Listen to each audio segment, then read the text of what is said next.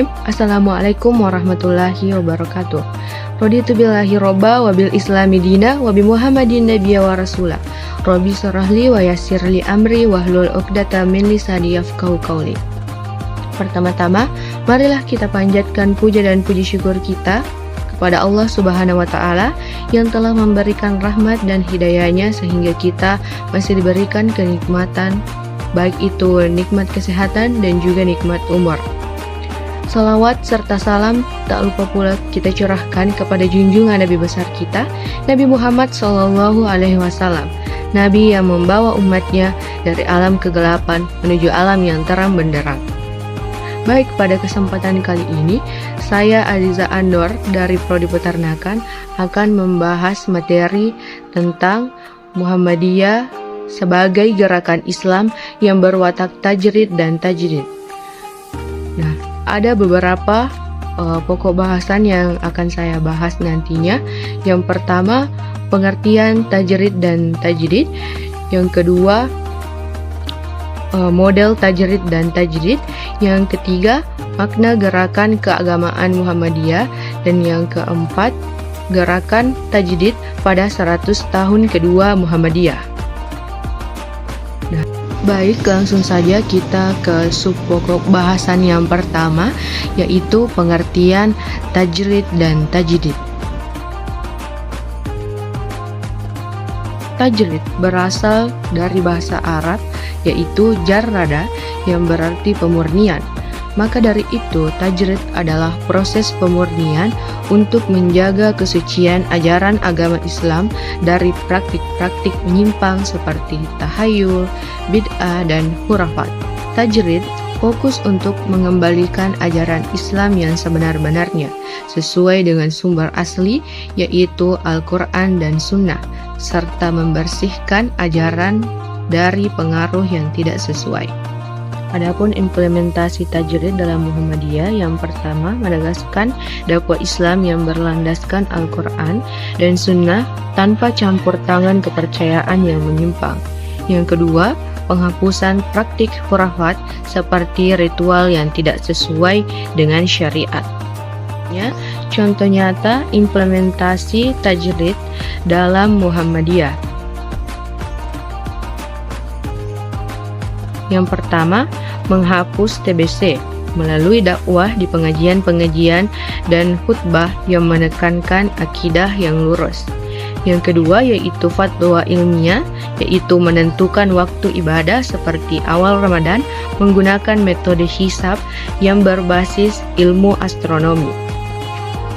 Baik, selanjutnya, tajrid berasal dari bahasa Arab, yaitu jaddada, yang berarti pembaruan. Maka dari itu, tajrid adalah pembaruan pemikiran atau pemahaman serta praktik keislaman yang dilakukan dengan tujuan agar sesuai atau relevan dengan perkembangan zaman tanpa mengubah esensi ajaran agama Islam. Hal ini mencakup inovasi dalam berbagai aspek kehidupan umat, seperti pendidikan, sosial, dan juga teknologi. Nah, adapun implementasi tajdid Muhammadiyah, yang pertama, pembaruan di bidang pendidikan dengan mendirikan lembaga modern berbasis Islam. Yang kedua, pengembangan sistem dakwah yang memanfaatkan teknologi digital. Yang ketiga, reformasi sosial dengan menciptakan program pemberdayaan dan inovasi pelayanan kesehatan. Nah, adapun contoh nyata tajdid di dalam Muhammadiyah, yang pertama di bidang pendidikan, yaitu pendirian Universitas Muhammadiyah yang mengintegrasikan ilmu agama dan pengetahuan modern, serta melakukan program pelatihan guru untuk menghasilkan tenaga pendidik profesional yang berbasis Islam. Dan yang kedua, di bidang teknologi, yaitu pengembangan aplikasi digital untuk pengajaran agama seperti aplikasi tafsir Al-Quran dan juga dakwah online. Selanjutnya, ada pemanfaatan media sosial untuk menyebarkan nilai-nilai Islam yang berkemajuan. Yang ketiga, di bidang sosial, yang pertama yaitu lazismu atau pengelolaan zakat, infak, dan sedekah untuk pemberdayaan umat. Kemudian ada MDMC atau Muhammadiyah Disaster Management Center, yaitu penanganan bencana secara cepat, profesional, dan terorganisasi. Dan yang keempat, di bidang kesehatan.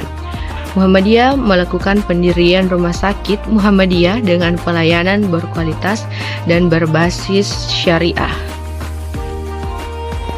Baik, selanjutnya kita akan membahas subpokok bahasan yang kedua, yaitu model tajrid dan tajdid Muhammadiyah.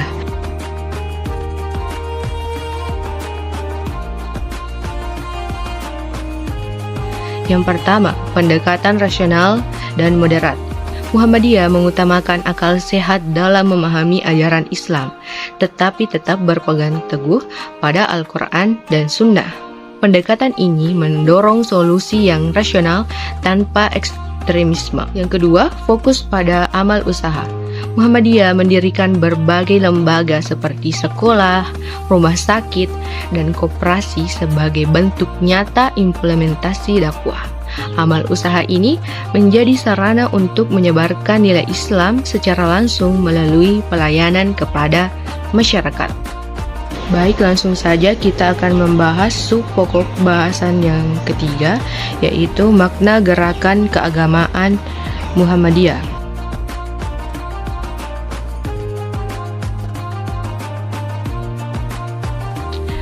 Yang pertama yaitu menyebarkan nilai Islam berkemajuan. Islam yang dipahami dan diajarkan Muhammadiyah adalah Islam yang mampu memadukan nilai-nilai agama dengan perkembangan ilmu pengetahuan, teknologi, dan budaya modern. Contohnya, yang pertama yaitu mendirikan lembaga pendidikan modern seperti SD, SMP, SMA, hingga universitas yang berbasis nilai-nilai Islam. Contoh yang kedua yaitu menyediakan fasilitas kesehatan seperti Rumah Sakit Muhammadiyah untuk melayani masyarakat tanpa diskriminasi. Yang kedua yaitu membangun masyarakat Islam mandiri. Muhammadiyah bertujuan menciptakan umat yang mampu mandiri secara ekonomi, sosial, dan spiritual. Hal ini diwujudkan dengan program-program pemberdayaan dan pembentukan kelembagaan umat. Contohnya, yang pertama, program pemberdayaan ekonomi umat, seperti koperasi syariah dan pelatihan kewirausahaan. Yang kedua, yaitu gerakan sosial seperti Aisyah untuk pemberdayaan perempuan. Baik, selanjutnya kita akan membahas subpokok bahasan yang terakhir atau yang keempat, yaitu gerakan tajdid pada 100 tahun kedua Muhammadiyah.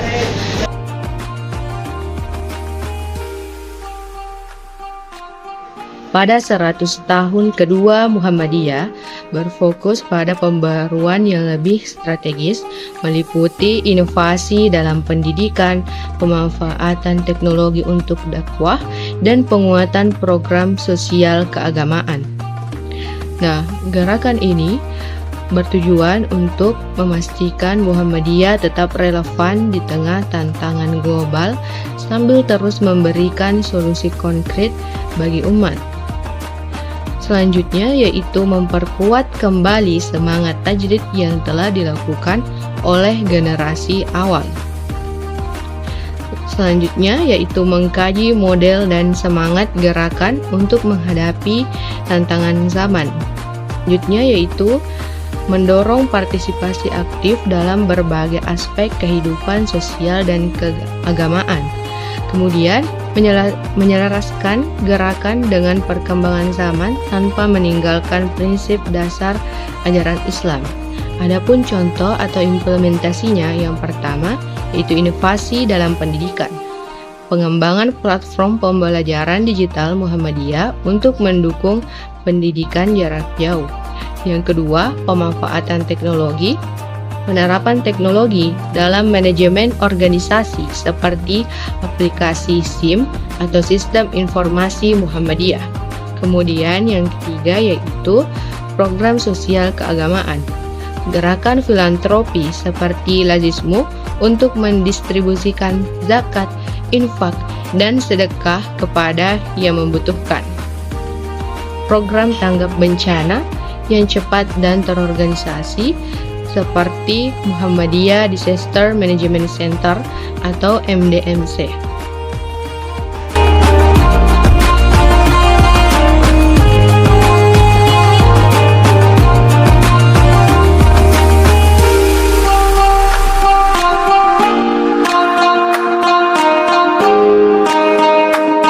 Dalam pembahasan ini, kita telah memahami bahwa Muhammadiyah sebagai gerakan Islam memiliki karakter tajrid dan tajdid yang menjadi landasan utama dalam setiap langkahnya.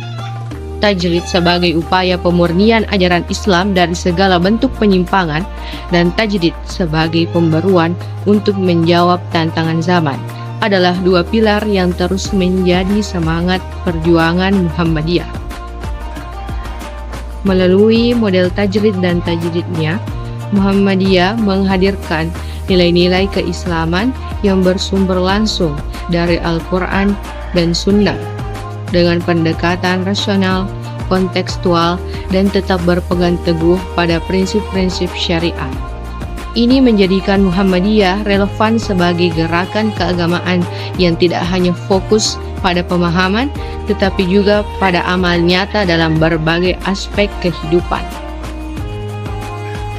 Memasuki 100 tahun kedua, Muhammadiyah terus menguatkan gerakan tajdidnya dengan lebih menekankan pada inovasi, kolaborasi, dan kontribusi global.